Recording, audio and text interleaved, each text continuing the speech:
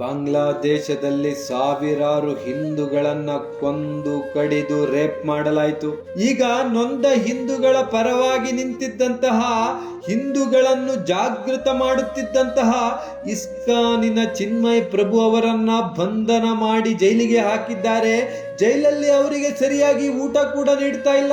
ಅವರನ್ನ ಬಂಧಿಸಲು ಸರಿಯಾದ ಯಾವುದೇ ಕಾರಣ ಇಲ್ಲದೆ ಇದ್ರೂ ಕೋರ್ಟ್ ಅವರಿಗೆ ಬೇಲನ್ನ ಕೂಡ ಕೊಡ್ತಾ ಇಲ್ಲ. ಹಿಂದೂಗಳ ಮೇಲಿನ ದೌರ್ಜನ್ಯದ ವಿರುದ್ಧ ನಡೀತಾ ಇರೋ ಹೋರಾಟವನ್ನ ಹತ್ತಿಕ್ಕಲು ಬಾಂಗ್ಲಾದೇಶದಲ್ಲಿ ದೊಡ್ಡ ಷಡ್ಯಂತ್ರ ನಡೀತಾ ಇದೆ. ಅದರ ಭಾಗವಾಗಿಯೇ ಚಿನ್ಮಯ್ ಪ್ರಭು ಅವರನ್ನ ಜೈಲಿಗೆ ಹಾಕಿದ್ದಾರೆ. ಹಾಗಾದ್ರೆ ಬಾಂಗ್ಲಾದೇಶದಲ್ಲಿ ಹಿಂದೂಗಳ ನೋವಿಗೆ, ಕೂಗಿಗೆ ಏನು ಬೆಲೆನೇ ಇಲ್ವಾ? ಹಿಂದೂಗಳ ನೋವಿನ ಕೂಗು ವಿಶ್ವದ ಸೆಕ್ಯುಲರ್ಗಳ ಕಣ್ಣಿಗೆ ಕಾಣಿಸ್ತಾ ಇಲ್ವಾ?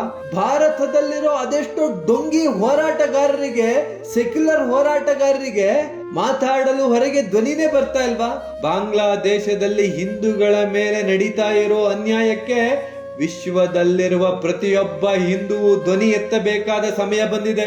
ಜಾಗೃತರಾಗಿ ಹಿಂದೂಗಳೇ, ಜಾಗೃತರಾಗಿ.